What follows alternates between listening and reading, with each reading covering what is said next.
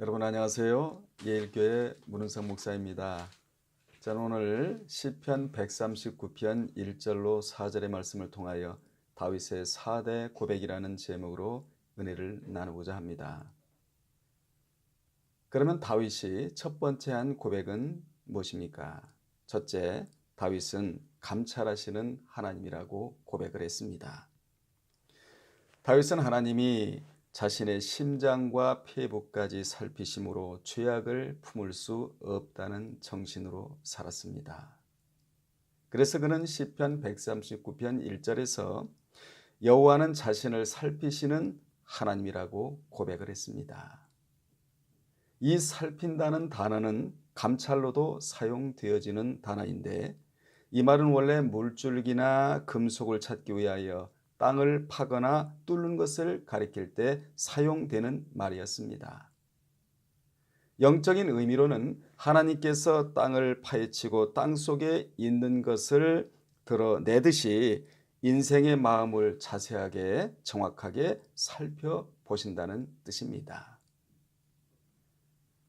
이와 유사한 말씀이 열왕기상 8장 39절에 나오는데 거기에 보면 사람은 사람 속을 알 수 없지만 하나님은 홀로 사람의 마음을 아신다고 기록되어 있습니다. 다윗은 이러한 사실을 알았기에 마음의 죄악을 품지 않고 살려고 무단히도 노력한 자였습니다. 성경에 마음을 다스리고 그 마음에 하나님만 두고 살기를 원했던 자들이 나오는데 오늘 본문의 다윗이나 이사야 선지자나 예레미야 같은 사람들을 볼 수가 있습니다. 그들은 하나님께 자신의 마음을 감찰해 달라고 애원한 것을 볼 수가 있습니다. 우리도 늘 나의 마음이 하나님 앞에 노출되어 있다는 사실을 잊지 말고 죄악을 품지 말고 의를 품고 일생을 살아가야 될 줄로 믿습니다. 두 번째, 다윗은 보시는 하나님이라고 고백을 했습니다. 다윗은 보시는 하나님 앞에서 함부로 피할 수 없다는 정신으로 살았습니다. 그는 하나님이 보시는데 자신이 어디로 피할 수가 있겠느냐고 시편 11편 1절에서 말하고 있는데 시편 11편 1절에 보면 그 당시 믿음 없는 친구들은 다윗이 환난을 당하자 새같이 빨리 내 산으로 도망가라고 강하게 권면을 했습니다. 내 산은 은신처나 내 육신의 피난처를 가리킵니다. 친구들은 그곳으로 안전하게 피하라고 강하게 권면을 했던 것입니다. 그 권면은 오늘날로 말하면 말씀 따라가는 길이 어렵고 믿음으로 가는 길이 어렵고 그 길이 바로 어찌 보면 고난이고 그 고난이 많음으로 하나님의 말씀과 믿음을 뒤로하고 육신대로 평안하게 살라는 권면과도 같았습니다. 그러나 다윗은 그들의 권면에 단호하게 대처를 했습니다. 그는 내가 여호와께 피하였거늘 너희가 내 영혼에게 새같이 내 산으로 도망하라 함은 어찌민가 라고 반박을 했습니다. 그러면 다윗이 무엇을 알았기에 이 같은 단호함이 있었습니까?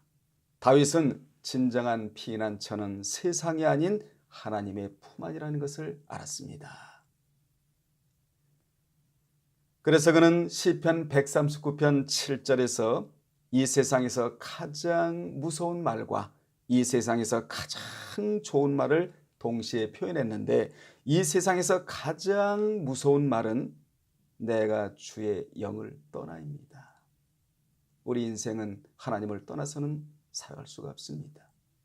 그래서 다윗은 내가 주의 영을 떠나 어디로 간단 말이냐 라고 반박을 한 것을 볼 수가 있습니다. 그는 이 세상에서 가장 좋은 말을 구사했는데 그 좋은 말이 바로 무슨 말이냐? 내가 주의 영을 떠나 어디로 가느냐? 이 고백이 이 세상에서 가장 좋은 말입니다. 그렇습니다. 우리는 하나님 곁에 머물러 살아야 할 존재들입니다. 우리는 연약한 존재입니다. 하나님은 강하신 분입니다. 강하신 하나님이 우리 연약한 자를 의지할 수는 없지 않습니까? 연약한 인간, 나약한 인간이 전능하신 하나님, 강하고 능하신 하나님을 의지하고 살아갈 때에 우리의 삶이 만족의 삶이 될 줄로 믿습니다. 다윗은 늘 하나님 곁에 늘 머물러 사는 인생이 늘 평안하다, 이런 정신을 갖고 일생을 살았던 자였습니다. 이 같은 권면을 예수님에게서도 하셨는데 요한복음 12장 20절로 25절에 보면 명절에 예배하러 헬라 사람 몇이 와서 십자가를 지지 말고 예수님께 피난가라고 권면한 내용이 나옵니다. 그때 예수님은 한 알의 밀이 땅에 떨어져 죽어야 많은 열매가 맺는다고 하시면서 피난가지 않으셨습니다. 말씀과 신앙과 믿음과 사명을 양보하고 육신의 편안함 때문에 내 산으로 피하는 자는 보시는 하나님을 의식하지 않는 자입니다. 아무리 큰 환난이 와도 여호와께 피하면서 자기 몫에 대인 십자가를 지고 신앙길을 가는 것이 성공의 길인 것입니다. 비록 이 길이 겉으로 볼 때는 힘들고 어려운 길로 보일지 모르지만 안으로 보면 가장 평안한 길입니다. 왜입니까? 하나님의 안위와 보호하심이 있기 때문입니다. 우리는 세상 사람들이 추구하는 편안한 삶을 추구하고 살 자가 아니고 주님 안에서 평안하게 살 자입니다. 이 세상은 편안을 줄 수가 있습니다. 돈은 우리에게 편안을 줄 수는 있습니다. 그러나 평안은 주지를 못합니다. 평안의 산실이신 우리 주 예수 그리스도께서만이 우리에게 평안을 제공해 주시는 것입니다. 세 번째, 다윗은 아시는 하나님이라고 고백을 했습니다. 시편 139편 2절에 나오는 말씀입니다. 다윗은 아시는 하나님 앞에서 함부로 행동할 수 없다는 정신으로 살았습니다. 그래서 이러한 고백을 한 것입니다. 여기 아신다라는 단어가 야다입니다.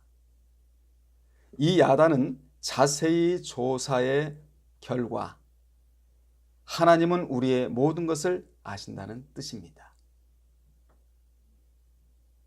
부부간의 동침에서 안다는 그러한 단어로도 사용되는 단어이지요. 다윗은 자신의 행동거지 하나하나가 하나님 앞에 노출되어 있다는 사실을 알았기에 이러한 고백을 하며 살았던 것입니다. 구약에서 아신다라는 야다라는 동사가 신약에는 오이다입니다. 이 오이다의 단어를 주님이 쓰실 때는 직관적인 능력으로 무경험적으로 다 아신다는 뜻으로 사용되어지는 단어입니다. 인간은 직관적인 능력이 완전치를 못합니다. 또 경험을 해봐야 알게 됩니다. 그러나 주님은 직관적인 능력이 있으심으로 경험하지 않고도 다 아시는 전지전능하신 분이십니다. 이 오이다의 단어가 요한계시록 2장 13절에는 다음과 같이 기록이 되어 있는데 내가 어디 사는 것까지라도 주님이 아신다라고 성경에 기록이 되어 있습니다. 주님은 우리가 어디에 사는 것까지라도 다 아신다고 말씀해 주셨습니다. 그렇습니다. 주님은 우리가 처한 사정, 처지, 실정, 형편 다 아십니다. 다윗은 이러한 사실을 알았기에 그는 하나님 앞에서 함부로 행동하지 않았던 것입니다. 그렇습니다. 주님은 마음의 비밀도 아시고 주님 때문에 당하는 회방과 수치와 능력도 다 아십니다. 사람은 모른다 할지라도 우리 주님은 다 아십니다. 또 내 대적이 주 앞에 있는 것도 다 아십니다. 네 번째, 다윗은 내 혀의 말을 알지 못하심이 없는 하나님이라고 고백을 했습니다. 다윗은 자신의 말을 들으시는 하나님 앞에서 함부로 말할 수 없다는 정신으로 살았습니다. 마태 12장 36절로 37절에 보면 하나님은 주로 말과 기도를 들으시는 하나님이심을 알 수가 있습니다. 시편 17절에도 보면 여호와는 겸손한 자의 소원을 들으시고, 시편 27편 7절에 보면 부르짖는 기도를 들으시며, 시편 34편 6절에 보면 의인의 외치는 외마디 기도를 들으신다고 기록이 되어 있습니다. 하나님께서 인간에게 주신 최고의 선물 중에 하나가 언어입니다. 언어란 자기의 사상을 표현할 수 있는 아름다운 도구이지요. 우리의 입술이 성령께 붙잡히면 아름다운 언어인 기도와 찬양이 나오게 되는 것입니다. 또 경우에 합당한 말, 생명을 살리는 말, 은혜를 끼치는 말, 유익을 주는 복된 말이 입에서 나오게 되는 것입니다. 그러므로 성경에는 언어의 중요성에 대하여 많은 곳에서 언급을 합니다. 그렇다면 언어가 왜 그렇게 중요합니까? 말한 그대로 결과를 거두기 때문입니다. 잠언 18장 20절에 나오는 말씀입니다. 말을 바르게 하면 큰 만족을 누리기 때문에 우리의 이 언어의 중요성에 대한 말씀이 성경에 많이 나오고 있는 것입니다. 말한 대로 그 결과를 거두게 되지요. 그리고 죽고 사는 것이 혀에 의해서 좌우되기 때문이라고 잠언 18장 21절에 기록되어 있습니다. 환난에서 벗어나게 하는 것도 바로 언어입니다. 잠언 12장 3절의 말씀이지요. 말을 온전하게 하는 사람은 절제할 수 있는 사람입니다. 야고보 3장 1절로 3절에 기록되어 있는 말씀입니다. 그렇습니다. 말을 절제할 수 있는 사람이라면 모든 것을 절제할 수 있는 사람입니다. 작은 불씨가 나무더미를 태우듯이 작은 혀가 인생을 태울 수도 있고 견고하게 할 수도 있음을 우리 모두는 기억해야 될 줄로 믿습니다. 혀는 일순간에 일생을 망칠 수도 있는 무서운 무기입니다. 야고보 3장 3절의 말씀입니다. 혀 속에는 온갖 것이 다 들어있기 때문에 불의를 저지르게 하는 도구도 될 수 있고 의의 병기도 될 수가 있는 것입니다. 이같이 혀는 우리 지체 중에서 아주 작은 것이지만 온 몸을, 온 인격을 더럽게 할 수도 있고 온 일생을 한순간에 망칠 수도 있게 하는 것입니다. 그러므로 마음이 잘 길들여진 자는 혀도 잘 길들여져 있는 것을 볼 수가 있습니다. 우리는 마음과 혀가 말씀으로 잘 길들여야 될 줄로 믿습니다. 그런 자는 악한 말로 남에게 상처 주지를 않습니다. 그런 자는 그 작은 혀로 하나님 앞에서 찬송과 송축을 올려 드리는 자가 되는 것입니다. 결론을 내리겠습니다.